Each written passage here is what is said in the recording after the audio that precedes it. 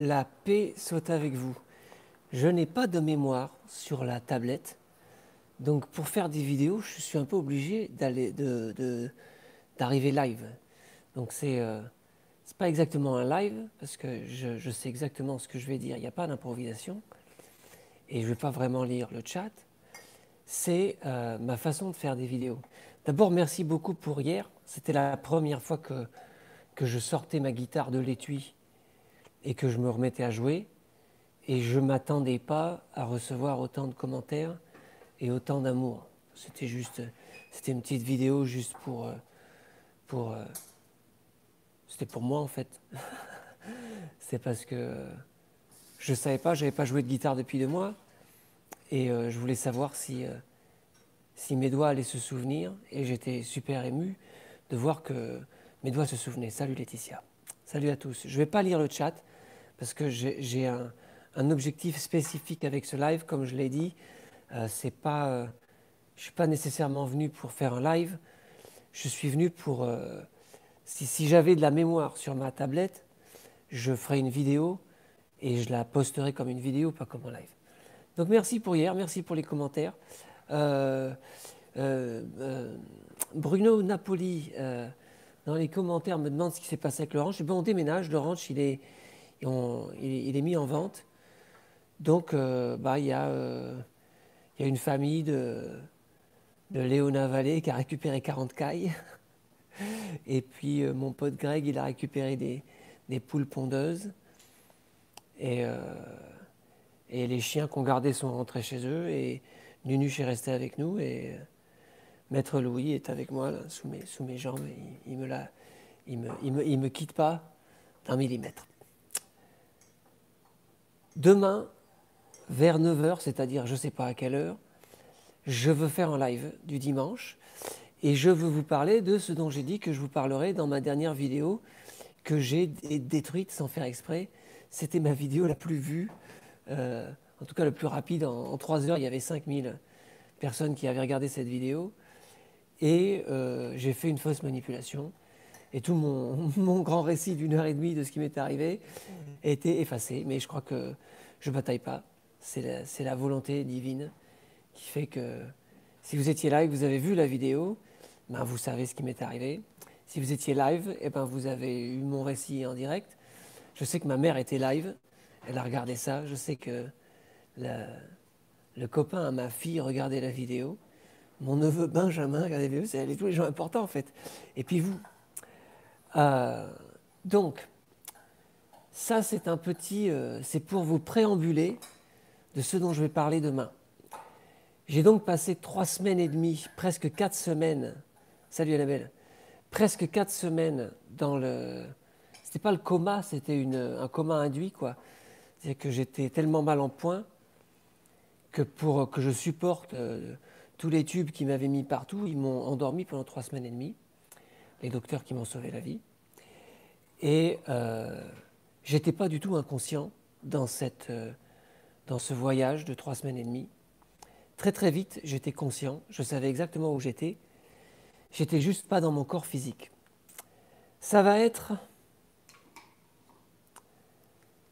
pour certains d'entre vous, ça va être un pont trop loin. Ça va être un peu bizarre ce que je vais vous raconter.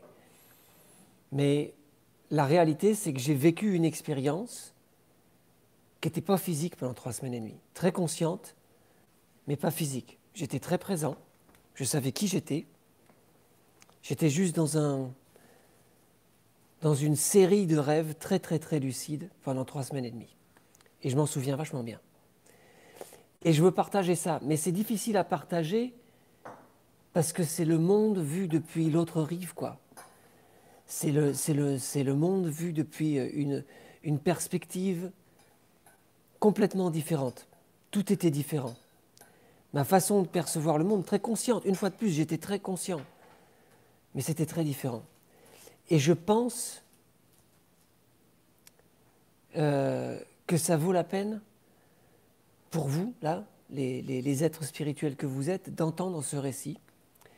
Si vous avez vu le film Inception avec Leonardo DiCaprio, ça vaut la peine de re-regarder ce film-là parce que l'expérience que j'ai eue est très similaire. Il y avait des niveaux de rêve, il y avait à peu près 7 niveaux de rêve. Et dans ces rêves, je m'endormais et j'allais à un niveau plus profond et le temps passait différemment et je vivais des aventures très conscientes. Aujourd'hui, dans cette petite vidéo qui va durer 15 minutes, je veux vous donner un contexte, un concept pour que vous compreniez comment je voyais le monde depuis cette perspective, depuis l'autre rive, depuis une perspective, si vous êtes un peu des gens qui vous intéressaient à ce genre de choses, depuis une perspective astrale, depuis cet autre monde dans lequel on vit, de façon parallèle au monde dans lequel on vit quand on est dans une expérience physique. Il y a un premier concept que je dois partager. Alors voilà, je me lance et je partage avec vous comment je percevais le monde depuis l'autre côté. Imaginez que vous êtes dans un rêve qui donne l'impression d'être très réel. Vous avez eu un rêve comme ça? Mettez-moi un doigt comme ça dans le chat si vous avez eu un rêve où c'était tellement réel que vous n'aviez pas l'impression d'être dans un rêve. C'est tellement réel, c'est tellement clair que tu as l'impression de ne pas être dans un rêve, tu as l'impression que c'est la réalité. Et puis il y a quelque chose de difficile qui se produit dans ce rêve et ça t'affecte émotionnellement. Des fois même tu sens la douleur physique dans le rêve. C'est tellement réel. Et puis tu te réveilles et c'était qu'un rêve en fait. C'était pas la réalité. C'était un rêve. Oh, ça faisait mal, ça faisait peur, ça donnait vraiment l'impression que c'était vrai. Mais c'était pas la vérité, c'était un rêve. Est-ce que tu peux te libérer de tes croyances et arriver à percevoir l'expérience dans laquelle on est en ce moment, qui a l'air très physique, comme un rêve dont on se réveille à la mort? C'est comme ça que je voyais la vie physique depuis l'autre rive. C'était un rêve dans lequel il y a une dimension temporelle très différente des rêves qu'on a normalement. En d'autres mots, la vie physique, je voyais ça comme un rêve. Un rêve dans lequel tu vieillis, un rêve dans lequel tu te reproduis, mais un rêve dont tu te réveilles au moment où tu meurs. Et tu retournes à ta vraie réalité. Est-ce que vous arrivez à suivre ça? Linden leaf and red raspberry leaf pour le cœur. Donc, l'idée, c'est que je percevais la vie physique comme un rêve de là où j'étais. Un rêve dont tu te réveilles à la mort. Et à la mort, tu réalises, oh, c'était juste un rêve. Toutes ces histoires, toutes ces souffrances, toutes ces maladies, c'était juste une expérience temporaire, une expérience très ancrée dans le temps, mais ce n'était pas la réalité en fait. La réalité, c'est là où tu te retrouves après le rêve d'être physique. C'est comme ça que je le voyais.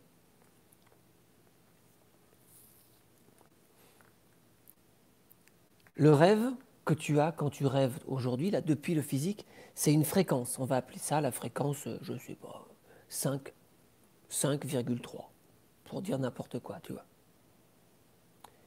La fréquence physique, quand tu rêves pas, quand tu es réveillé, c'est 7,3, tu vois. Et quand tu meurs, tu retournes à la fréquence 9,3 et c'est la réalité en fait. C'est beaucoup plus proche de la réalité que la vie physique.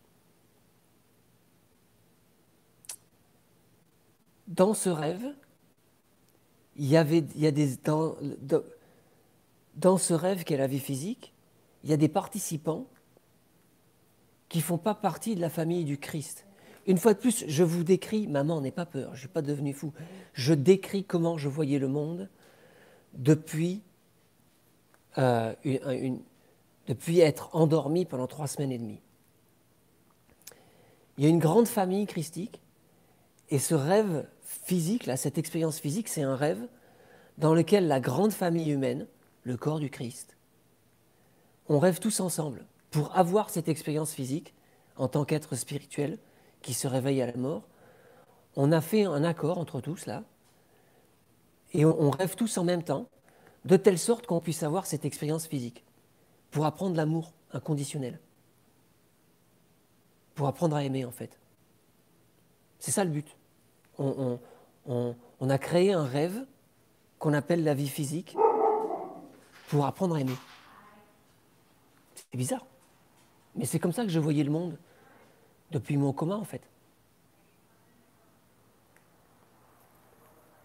Dans ce rêve christique, dans cette grande famille, dans ce grand corps du Christ, où on rêve tous ensemble pour apprendre à aimer, il y a des participants qui ne font pas partie de ce corps-là.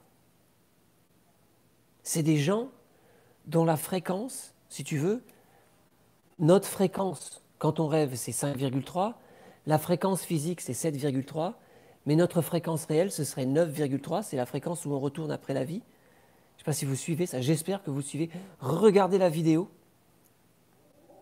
regardez cette explication 3-4 fois, parce que tout ce dont je vais parler, il faut comprendre ça pour comprendre ce dont je vais parler.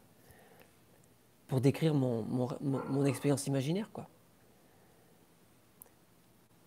Dans ce rêve, c'est-à-dire la vie physique, dans ce rêve christique dans lequel on est, il y a des participants qui ne font pas partie de ce corps du Christ. C'est ça que je voyais, c'est ça que je percevais. Ce sont des êtres dont la fréquence est coincée à 7,3. Leur fréquence est coincée dans ce monde physique. Ils ne peuvent pas atteindre. Ils ont du mal à changer de fréquence, comme nous. Ils ne se réveillent pas à la mort. Ils vivent dans cette fréquence. Mais c'est qu'un rêve. Ils se nourrissent d'émotions. Dans cette fréquence, dans ce rêve physique dans lequel on est, il y a des êtres qui se nourrissent d'émotions. Imagine que tu es dans un rêve et il y a un participant dans ton rêve qui n'est pas toi, qui est un être d'une autre fréquence, et il essaie de te faire avoir des émotions parce que lui, il ne se réveille pas. Lui, il ne peut jamais se réveiller. Lui, il vit dans la fréquence du rêve, et pour se nourrir, il a besoin que tu aies des émotions dans le rêve. Et chaque fois que tu as des émotions, lui, il a de la nourriture.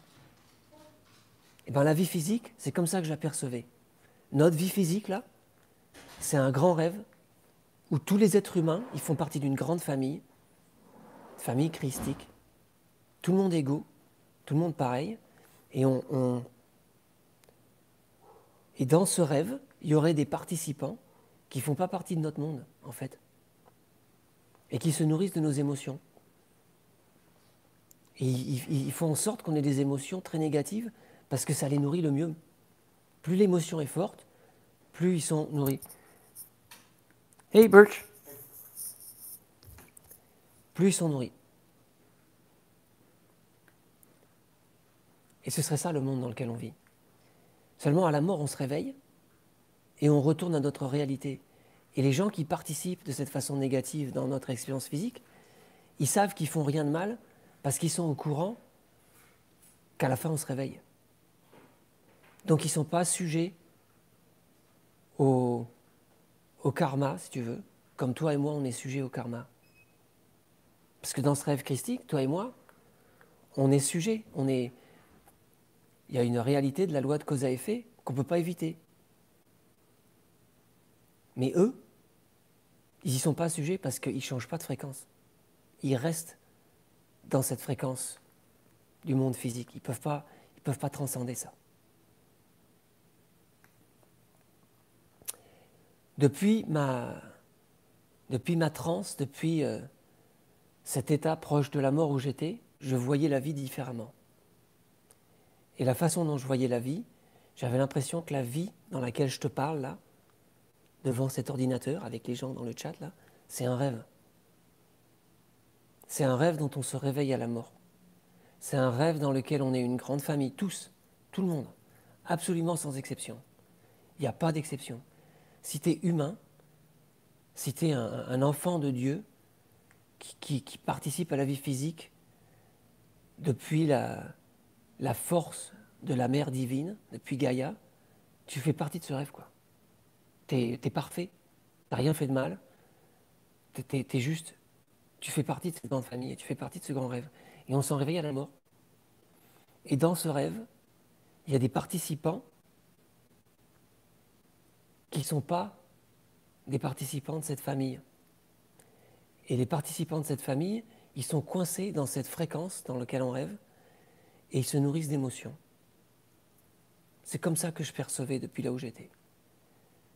Et parce qu'ils se nourrissent d'émotions et qu'eux, ils sont coincés dans le rêve, ils peuvent nous faire avoir les émotions les plus négatives du monde sans être sujets aux lois de la cause à effet. Comme nous, on est sujets. Et ils ne sont pas là pour apprendre l'amour inconditionnel. Ils vivent dans cette fréquence du rêve. Ce n'est pas notre but à nous. Nous, on est dans cette vie physique pour apprendre l'amour inconditionnel. C'est presque un jeu pour nous. Parce qu'on sait qu'à la fin, on se réveille. Mais pour que le jeu, on puisse le jouer de façon complète, eh ben, on ne sait pas qu'on est dans un rêve. Comme quand tu rêves et que ça a l'air super vrai. Voilà. Ça, c'est ma petite introduction. Vous êtes super nombreux. Donc là, à partir de là, je vais lire les commentaires pour voir si j'ai été clair ou pas. Puis je vais prendre 10 ou 15 minutes pour lire les commentaires et répondre peut-être à des questions. Caroline dit « La colère est le sentiment qui m'a habité toute ma vie, mais cette difficulté me rapproche de la confiance infinie. » Caroline, après que j'ai eu cette expérience proche de la mort, un des trucs les plus étonnants qui me soit arrivé, c'est que ma colère a complètement disparu. Moi, j'étais très coléreux depuis que j'étais môme. J'ai plus de colère, plus de frustration, plus d'impatience. C'est incroyable. J'ai plus de colère, plus d'impatience. J'ai eu cette expérience-là où j'ai vu la lumière et j'ai plus de colère. La colère, c'était une expérience quotidienne pour moi. Il y avait toujours quelque chose, à un moment donné, qui me faisait bouillir, quoi, du feu. La fournaise à l'intérieur du ventre. Fini, terminé.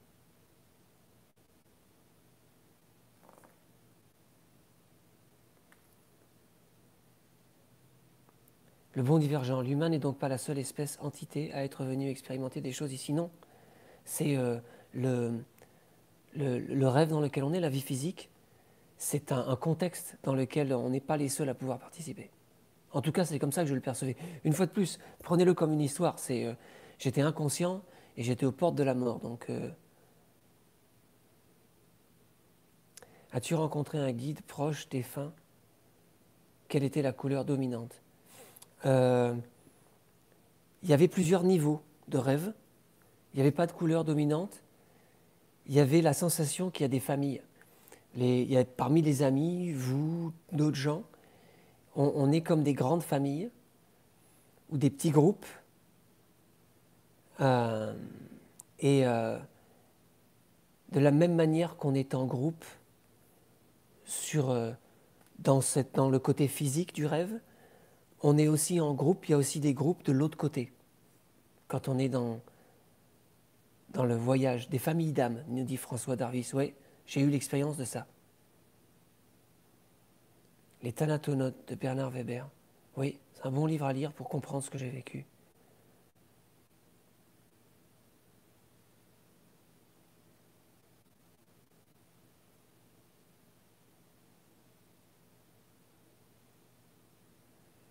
Vois-tu un lien avec les locataires chamaniques venus dans la propriété? La propriété où j'étais, tous les gens qui y habitent tombent très malades. Et je savais tout le temps que j'y étais, on sentait tu sentais l'expérience. As-tu eu peur? J'ai eu mal, Françoise. Et beaucoup de douleurs physiques. J'ai pas eu peur. J'ai pas eu peur parce que très vite j'étais conscient que c'était une aventure. Et j'étais conscient, et c'était pas du tout. C'était Indiana Jones, quoi. C'était Indiana Jones dans le plan astral, quoi. Et j'avais jamais l'impression que j'étais sans fonction. J'avais l'impression que j'avais une fonction dans ce truc-là. J'avais l'impression qu'il y a une grande famille dont vous faites partie, hein, et que cette grande famille, elle a une mission, et que pour remplir cette mission, il y a une partie du travail qui se fait la nuit quand vous allez dormir. Vous retournez dans ce plan-là pour faire du boulot, et qu'il y a des gens qui doivent rester dans ce plan-là pour continuer la mission, et que c'est ça que je faisais. Est-ce que j'ai reconnu des êtres? Le périple de Maya, je crois que les croyances qu'on a de ce côté-là, les croyances qu'on a dans le monde physique, influent sur la perception qu'on a dans le plan astral. Donc, c'est pour ça qu'il faut faire attention aux croyances qu'on a là. Est-ce que tu étais seul? Non, pas du tout. Est-ce que j'ai discuté avec des entités? Oui.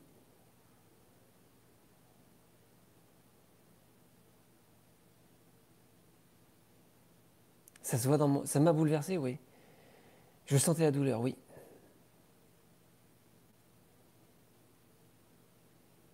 Nos êtres éthérés, oui. Salut Georgia. Le but, c'était pas de faire un live, Georgia, c'était vraiment de faire une vidéo préambule. C'était de préambuliser pour ce dont je vais parler. Y a-t-il une notion de temps là-bas? Oui, exactement comme dans Inception, le film avec Di Carpaccio. Exactement la même notion. Plus tu vas profond, plus le temps passe, plus le temps passe lentement. En d'autres mots, il y avait 7 niveaux de rêve, il y avait 7 histoires, 7 aventures. Et je m'endormais dans une aventure et j'allais dans une aventure plus profonde.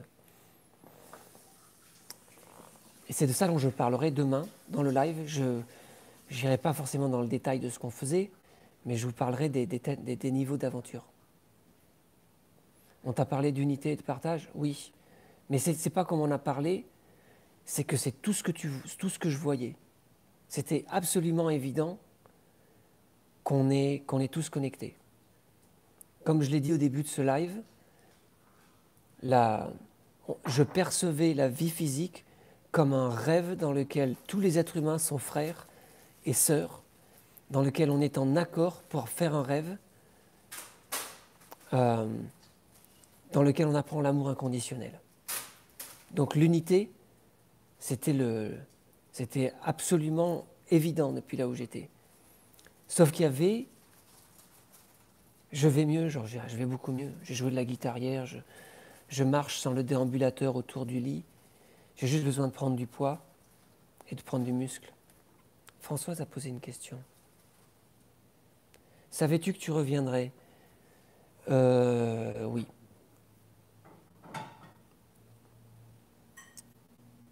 As-tu des infos pour notre futur? Oui. On en parlera.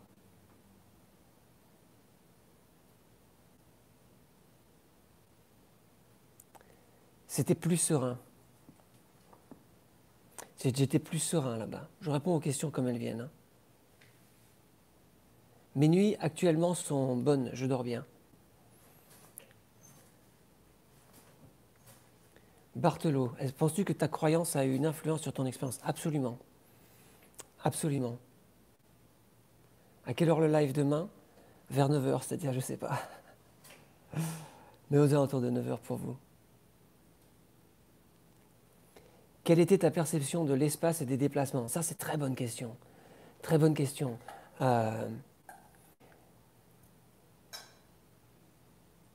c'est comme si tu te déplaces à la vitesse à laquelle tu veux. Il n'y a pas de... L'espace-temps, tu perçois complètement différemment de l'autre côté. Je percevais complètement différemment. Et dans les missions que j'avais, le fait que je sache jouer de la musique dans le plan physique, ça me permettait d'avoir des ressources pour me déplacer plus vite dans le plan astral. Mon pote Kirti et moi, on avait des missions spécifiques parce qu'on était musiciens dans le plan physique. Et ça nous permettait, si tu veux, de nous déplacer plus vite et plus efficacement. Sentais-tu notre égrégore d'amour pour toi? Oui, absolument. C'est pour ça que je suis plein de reconnaissance, parce que je pouvais sentir c'est une énergie. C'est pour ça que je dis la prière, il faut croire dans la prière, quoi. Parce que la prière, c'était le lien, c'était le truc qui me connectait au monde physique. Tu te déplaçais à la vitesse de la pensée, oui, absolument. Mais le fait que je sache jouer de la musique, il y avait c'est un déplacement harmonique. Il y a une harmonie pour se déplacer quand tu n'es pas physique. Je ne sais pas comment expliquer. Le mieux que je puisse dire, c'est qu'il y a un fonctionnement harmonique. Et si tu as un sens harmonique plus développé dans le monde physique, eh ben, tu te déplaces mieux dans le monde du rêve. Je sais, c'est bizarre. Ma mère, elle va dire, mais tu es fou, mon fils. Je ne suis pas fou, maman. Je décris l'expérience que j'ai eue pendant 3 semaines que j'étais inconscient. As-tu expérimenté le pouvoir de l'intention? Oui, Christelle. La réponse est oui. Je vois la vitesse à laquelle je me remets. Et c'est bien évident que si je n'avais pas le mental et l'intention que j'ai, ça ne reviendrait pas aussi vite. As-tu eu une révélation sur toi-même, sur ta mission? J'avais l'impression d'être en mission. Et depuis que je suis revenu dans le physique, là, je suis plus dans la récupération à attendre qu'on me montre le chemin, quoi. Ces êtres qui se nourrissent d'émotions peuvent-ils évoluer ou bien stagnent-ils? Ils stagnent. Ils ne savent pas utiliser l'amour. Et pour progresser, il faut savoir utiliser l'amour. As-tu ressenti des formes d'émotions différentes de celles du monde physique? J'étais plus stable, j'étais beaucoup plus stable que dans le monde physique. Dans le monde physique, les émotions, c'est super intense. C'était beaucoup plus stable. Il y avait beaucoup moins de haut et de bas de l'autre côté. C'était beaucoup plus... Le monde va bien ou mal, selon ce que tu as vu, le monde va bien. C'est une histoire d'apprendre l'amour inconditionnel, la vie physique. On est là pour apprendre à aimer dans des zones où on ne sait pas aimer. Donc si tu vois le monde de ce point de vue-là, plus le monde va mal, plus tu as l'opportunité d'apprendre à aimer. C'est très bizarre, c'est très bizarre, c'est très complexe comme révélation à partager. Pendant ton périple, as-tu rencontré des entités semblables à ta résonance d'âme? En fait, c'est ce que tu attires. Si tu veux, c'est pas toi... t'es connecté, c'est tout, il faut comprendre, faut avoir l'idée de comprendre la fréquence, quoi. Tout est une question de fréquence et d'harmonie quand tu n'es pas physique. Je ne sais pas comment expliquer. Mais tu résonnes avec les gens qui sont à la même fréquence.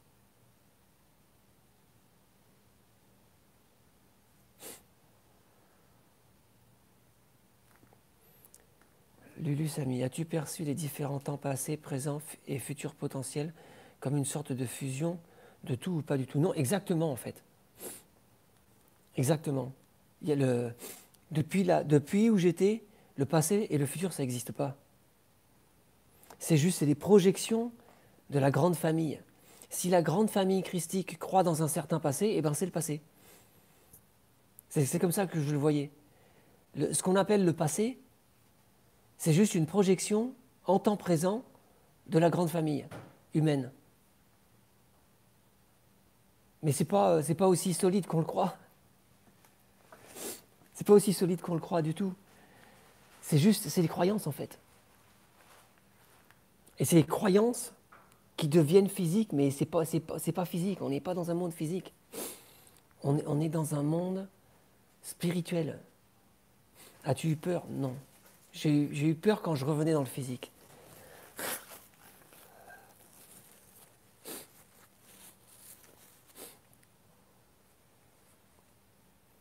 Réel et physique, c'est pas la même chose. Physique. Quand tu es dans un rêve, tu as l'impression que c'est réel et c'est pas physique.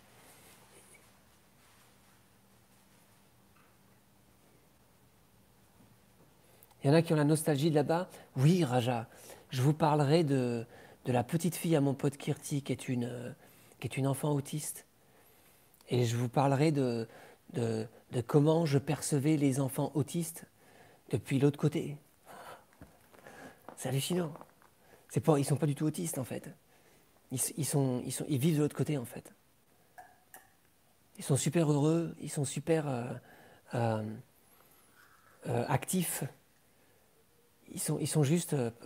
le monde physique, c'est juste pas pour eux, quoi.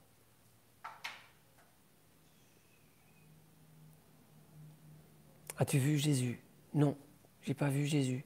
Mais j'ai entendu, une fois, une chorale d'anges chanter avec moi. Ils sont sur une autre fréquence, nous dit Madame Lumen. Oui.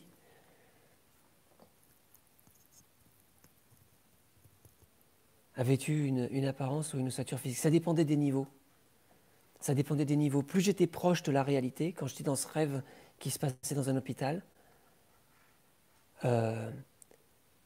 j'avais une apparence physique et plus on allait, plus j'allais vers le haut, plus ça devenait un corps de lumière. Nadejna, je ne sais pas si on retrouve nos proches parce que j'étais pas du côté de la mort. J'étais à la frontière. Je ne suis jamais passé de l'autre côté, moi. Ma ligne vitale là, sur l'appareil, elle n'a jamais fait bout. J'ai jamais fait la ligne droite, moi. Universe, Earth, Dieu. C'est pas un rêve, Dieu. C'est la source. C'est de là qu'on émane. Ce qui est difficile pour nous à comprendre, c'est qu'on est une grande famille. Ce qui nous limite dans la compréhension de la source, de l'amour qui nous a donné la vie, c'est qu'on est une grande famille. Et qu'à la mort, on retourne vers cette compréhension qu'on est un, qu'on est dans un rêve christique et qu'on est tous un. Et c'est super dur à comprendre ça. C'est super dur à comprendre depuis le monde physique, parce que dans le monde physique, on a vraiment l'impression qu'on est 445 sur le chat, plus moi qui parle. Et c'est juste pas la réalité. La réalité, c'est qu'on fait partie d'un corps unique qui fait l'expérience de lui-même au travers d'individualités physiques. Et ça ne veut pas dire qu'il n'y a pas d'individualité quand tu meurs aussi. Il y a toujours de l'individualité. Tu es toujours conscient de toi.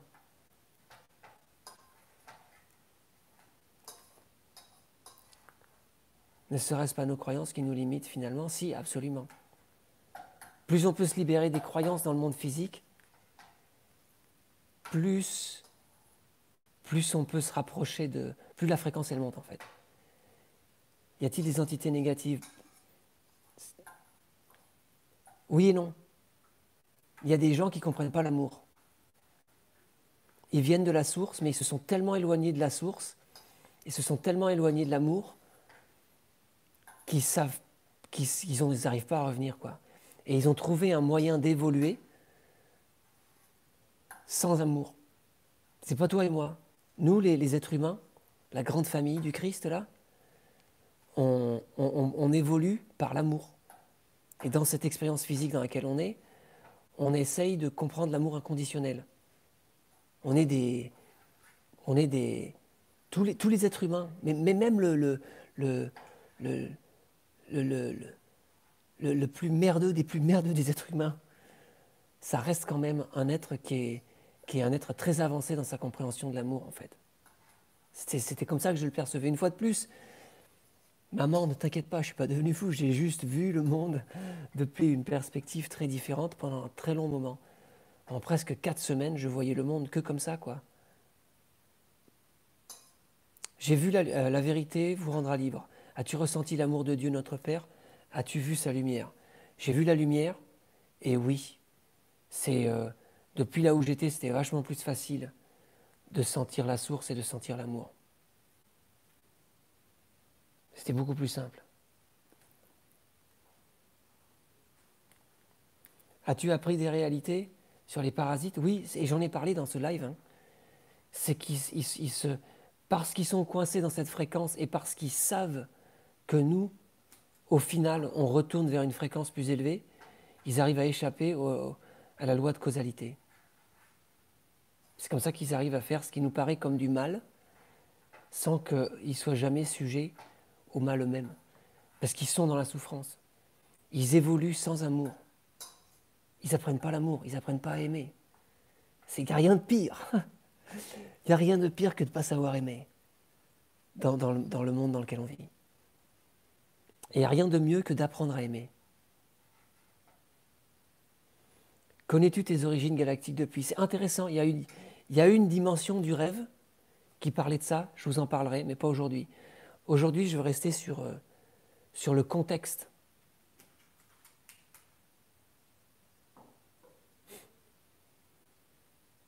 J'aime tellement mes enfants, oui. C'est aussi pour ça que dans le monde physique, on a la reproduction physique. Parce que être parent, c'est une façon très simple d'apprendre l'amour inconditionnel. Et être enfant aussi.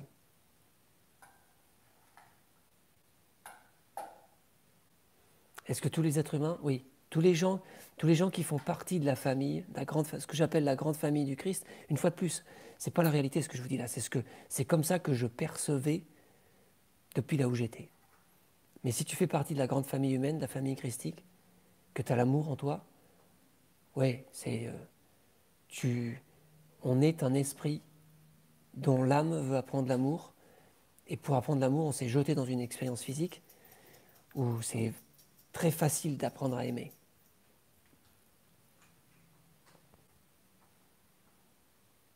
Non, je ne suis pas passé de l'autre côté. Je suis arrivé aux portes et je ne suis pas passé de l'autre côté. J'ai jamais été mort cliniquement.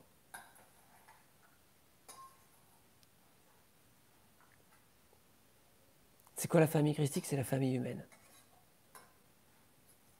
C'est les êtres humains. Les gens dotés de la capacité à aimer. Les gens qui, si tu es capable d'aimer, eh ben, tu fais partie de cette grande famille. Et je crois vraiment que c'était le message de ce qu'on appelle Jésus-Christ. As-tu senti que la bulle d'amour grandissait? Oui. En fait, ça a tout à voir avec ça. Il y a de plus en plus d'amour sur la planète, pas de moins en moins. L'amour, c'est la clé, absolument, Barbara. Percevais-tu une différence entre l'énergie masculine et féminine? Oui. En fait, c'est beaucoup plus facile de naviguer là où j'étais si tu as une compréhension claire de ce que c'est que l'énergie réceptive, c'est-à-dire féminine, et l'énergie qui délivre, c'est-à-dire l'énergie masculine. Peux-tu comprendre pourquoi tu as vécu cette expérience? Oui, pour pouvoir t'en parler, Françoise. Là, tout de suite, ce que je peux te dire, c'est que j'ai eu cette expérience pour pouvoir t'en parler. Parce que je te vends rien, là, Françoise. J'ai rien à vendre, moi. Je suis dans un fauteuil roulant. Regarde, je roule. Tu vois? J'ai rien à vendre, moi. J'ai juste eu une expérience et j'en parle de la façon aussi simple que je l'ai vécue. Et pendant presque 4 semaines, j'étais très conscient, j'étais juste pas physique. J'étais dans des rêves, dans 7 rêves organisés. Et depuis là où j'étais, je percevais le monde différemment. Et tout ce que je fais là, c'est de te dire exactement comment je percevais le monde depuis le rêve. C'est pas la réalité, c'est pas la vérité, c'est une histoire que Christophe raconte sur YouTube. Mais pour moi, c'était absolument réel. Et si tu es assez perceptive, Françoise, tu peux entendre dans ma voix qu'il n'y a pas de doute, c'est comme ça. Il n'y a rien à croire là. Hein. Je ne te demande pas de croire quoi que ce soit. Hein. C'est comme ça que je percevais. Christine Revaux, est-ce que tu as vu le passé, le présent, le futur? Ben, j'ai vu que ça n'existe pas surtout. Ce qui existe, c'est le présent, c'est l'instant. L'endroit où se trouve la conscience christique, la conscience humaine. Est-ce que je voyais les soignants autour de moi? Non. Le premier niveau du rêve, j'avais l'impression d'être dans un hôpital. C'était super dur d'ailleurs. Mais je ne voyais pas les soignants. Le bon joueur. Pour les médecins, est-ce que tu es un miraculé? Oui. Pour beaucoup de membres de l'hôpital, ils me voient comme un miraculé. Ils étaient, et pas juste dans le fait que je ne sois pas mort, mais aussi dans la vitesse à laquelle j'ai récupéré. Je marche sans déambulateur autour du lit, les amis. Il y a un mois, j'étais paralysé. C'est immense d'ailleurs. C'est énorme pour moi de vivre cette récupération. Comment se passe la transition entre les plans? C'est de la musique. C'est de la musique. C'est comme passer d'un accord de La majeur à un accord de La mineur. C'est comme changer les doigts sur la guitare. Tu passes. Et la fréquence change, et le truc change.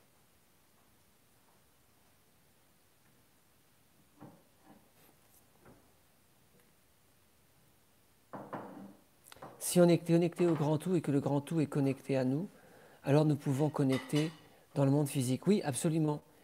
Ce qui limite notre connexion au grand tout dans le monde physique, ce sont les croyances. Et ce qui permet la connexion au grand tout dans le monde physique, c'est les croyances aussi. C'est pour ça qu'il y a autant d'efforts faits pour nous faire croire des choses. Et c'est pour ça que c'est aussi si important d'avoir des croyances aussi. Les croyances, c'est à la fois la limitation et l'accès.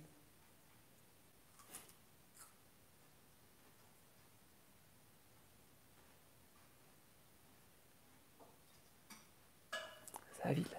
Point d'interrogation. Tu entends comme un chant dans ton rêve? Il y avait plusieurs zones du rêve où mon pote Kirti et moi, on était connectés par la musique. J'entendais sa sitar tout le temps et il entendait ma guitare. Et une partie de la mission qu'on remplissait, elle avait besoin qu'il y ait des gens qui soient connectés. C'est un peu comme une toile d'araignée, un réseau.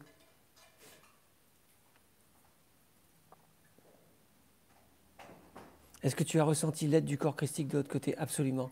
Je sentais la prière. Je sentais la prière des gens. Et quand je revenais vers les niveaux plus bas du rêve, j'avais l'impression que mon corps y revenait en fait.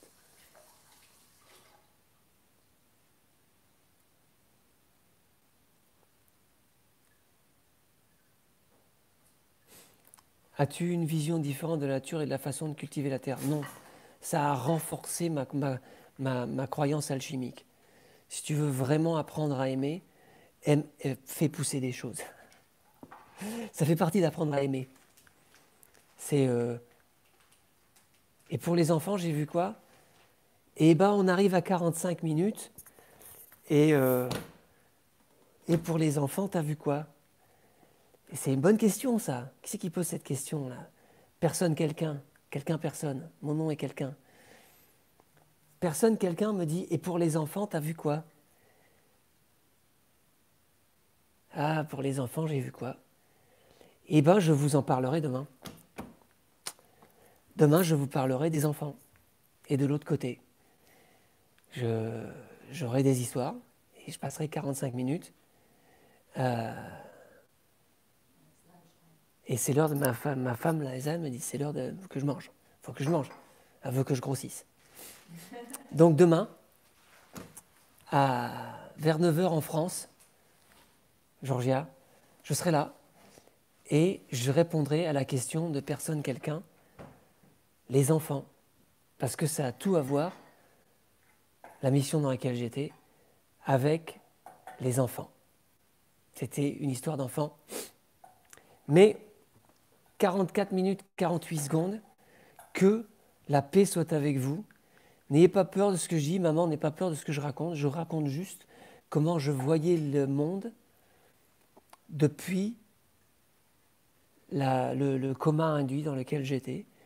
Et je crois que c'est une histoire, prenez-le comme une histoire. Si c'est trop loin, si c'est trop difficile, si c'est trop New Age, si je vais trop loin, prenez-le comme une histoire. Pierre Bellemare, Pierre Bellemare, ok? Si c'est trop difficile, recevez ce que je raconte dans les 3-4 prochains lives, là, comme du Pierre Bellemare. Vous vous souvenez de Pierre Bellemare? Mettez-moi un doigt dans le chat si vous vous souvenez de Pierre Bellemare. Est-ce que vous vous souvenez de Pierre Bellemare? Avec les lunettes.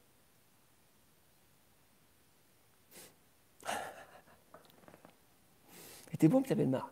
Il avait une bonne voix et il racontait des histoires. Et ben, c'est du Pierre Bellemare, ce que je fais là. C'est pas la vérité. C'est du Pierre Bellemare. Que la paix soit avec vous, que vous soyez des serviteurs de paix, que ces prières de paix qui m'ont été données vous accompagnent, que vous les chantiez, que vous les disiez, et que ça rayonne, que ça sorte de vos yeux et de vos actions, de telle sorte que les gens à qui vous parlez, les gens avec qui vous interagissez, le monde avec lequel vous interagissez, soient plus en paix après votre présence. Que la paix soit avec vous, c'est ça que ça veut dire, que la paix soit avec vous. Qu'il y ait de la paix dans votre cœur, comme ça chaque fois que vous dites bonjour dans la rue à quelqu'un, vous partagez la paix. Que la paix soit avec vous, proche de la viande, me dit en sous. Oui, en sous. Que la paix soit avec vous, le fil rouge sur le bouton rouge, le fil vert sur le bouton vert. Gardez le sourire, gardez la paix dans vos cœurs, et je vous retrouve demain, vers 9h en France, pour un nouvel épisode des aventures de Cricri dans le plan astral. Que la paix soit avec vous.